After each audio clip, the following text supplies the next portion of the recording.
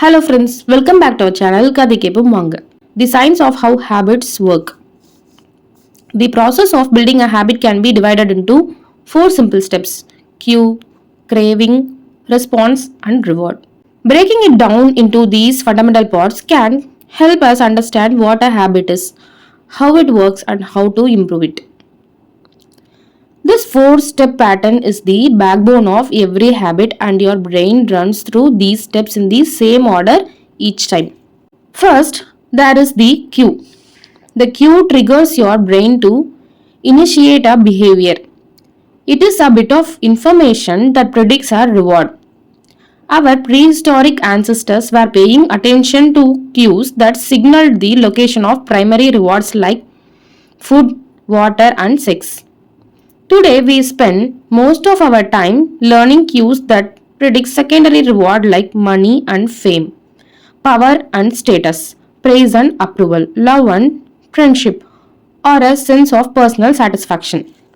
Of course, these pursuits also indirectly improve our odds of survival and reproduction, which is the deeper motive behind everything we do. Your mind is continuously analyzing your internal and external environment for hints of where rewards are located.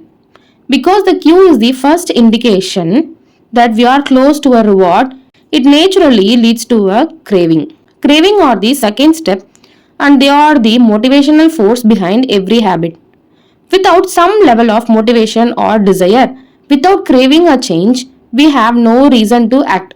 What you crave is not the habit itself but the change in state it delivers. You do not crave smoking a cigarette.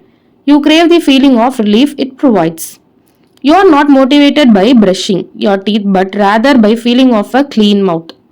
You do not want to turn on the television, you want to be entertained. Every craving is linked to a desire to change your internal state. This is an important point that we will discuss in detail later. Craving differs from person to person. In theory, any piece of information could trigger a craving, but in practice, people are not motivated by the same cues. For a gambler, the sound of slot machine can be a potent trigger that sparks an intense wave of desire.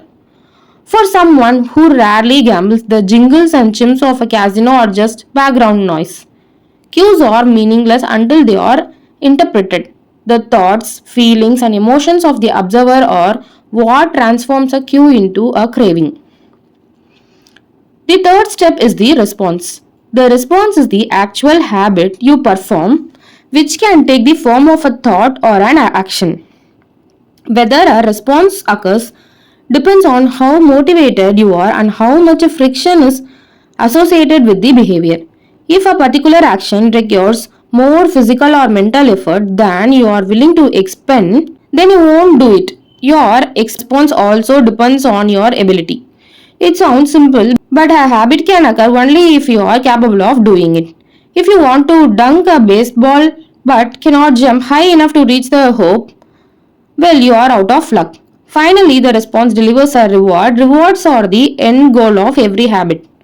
The cue is about noticing the reward, the craving is about wanting the reward, the response is about obtaining the reward. We chase rewards because they serve two purposes. They satisfy us and they teach us. The first purpose of reward is to satisfy your craving. Yes, rewards provide benefits on their own. Food and water deliver the energy you need to survive. Getting a promotion brings more money and respect. Getting in shape improves your health and your dating prospects. But the more immediate benefit is that rewards satisfy your craving to eat or to gain status or to win approval.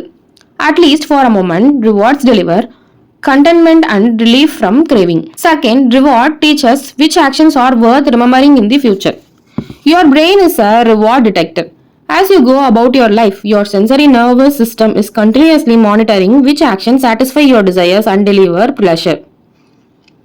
Feeling of pleasure and disappointment are part of the feedback mechanism that helps your brain distinguish useful actions from useless ones.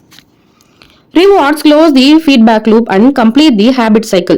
If a behavior is insufficient in any of the four stages, it will not become a habit. Eliminate the cue and your habit will never start.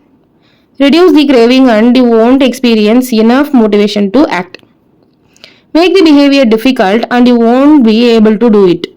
And if the reward fails to satisfy your desire, then you will have no reason to do it again in the future. Without the first three steps, the behavior will not occur. Without all four, the behavior will not be repeated. In summary, the cue triggers a craving, which motivates a response, which provides a reward, which satisfies the craving, and ultimately becomes associated with the cue. Together, these four steps forms a neurological feedback loop: cue, craving, response, reward. Cue, craving, response, reward that ultimately allows you to create automatic habits. This cycle is known as habit loop. This four-step process is not something that happens occasionally, but rather it is an endless feedback loop that is running and active during every moment you are alive even now. The brain is continually scanning the environment, predicting what will happen next, trying out different responses and learning from the results. The entire process is completely in a split second, and we use it again and again without realizing everything that has been packed into the previous moment. We can split these four steps into two phases: the problem phase and the solution phase. The problem phase includes the cue and the craving, and it is when you take action and achieve the change you desire. All behavior is driven by the desire to solve a problem. Sometimes the problem is that you notice something good and you want to obtain it. Sometimes the problem is that you are experiencing pain and you want to relieve it. Either way, the purpose of every habit is to solve the problems you face. In the table on the following page, you can see a few examples of what this looks like in real life. Imagine walking into a dark room and flipping on the light switch. You have performed this simple habit so many times that it occurs without thinking. You proceed through all four stages in the fraction of a second. The urge to act strike out without thinking. Problem phase. Your phone buzzes with a new text message. That is cue. The craving is you want to learn the content of the message. That is craving. In solution phase, response. You grab your phone and read the text. Reward. You satisfy your craving to read the message. Grabbing your phone becomes associated with your phone buzzing. Next example. Cue is what you are answering emails. Craving is you begin to feel stressed and overwhelmed by work. You want to feel in control. In solution phase, response is you bite your nails. Reward is you satisfy your craving to reduce stress. Biting your nails becoming associated with answering email. So there are many examples like this. By the time we become adults, we rarely notice the habits that are running our lives. Most of us never give a second thought to the fact that we tie the same shoe first each morning, or unplug the toaster after each use, or always change into comfortable clothes after getting home from work. After decades of mental programming, we automatically slip into this pattern of thinking and acting. The four laws of behavior change. In the following chapters, we will see time and again how the four stages of cue, craving, response, and reward influence nearly everything we do each day. But before we do that, we need to transform these four steps into a practical framework that we can use it to design good habits and eliminate bad ones.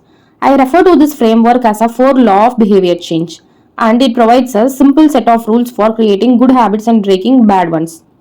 We can think of each law as a lever that influences human behavior. When the levers are in the right position, creating good habits is effortless. When they are in the wrong position, it is nearly impossible. How to create a good habit? Make it obvious, make it attractive, make it easy, make it satisfying. We can invert these laws to learn how to break a bad habit. Make it invisible, make it unattractive, make it difficult, make it unsatisfying.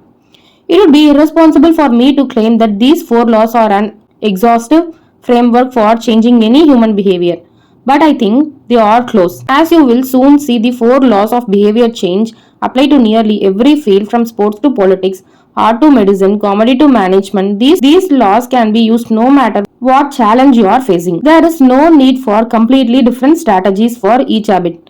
Whenever you want to change your behavior, you can simply ask yourself, how can I make it obvious? How can I make it attractive? How can I make it easy? How can I make it satisfying? If you have ever wondered, why don't I do what I say I am going to do. Why don't I lose the weight or stop smoking or save for retirement or start that side business? Why do I say something is important but never seem to make time for it?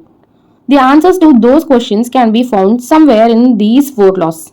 The key to creating good habits and breaking bad ones is to understand these fundamental laws and how to alter them to their specifications.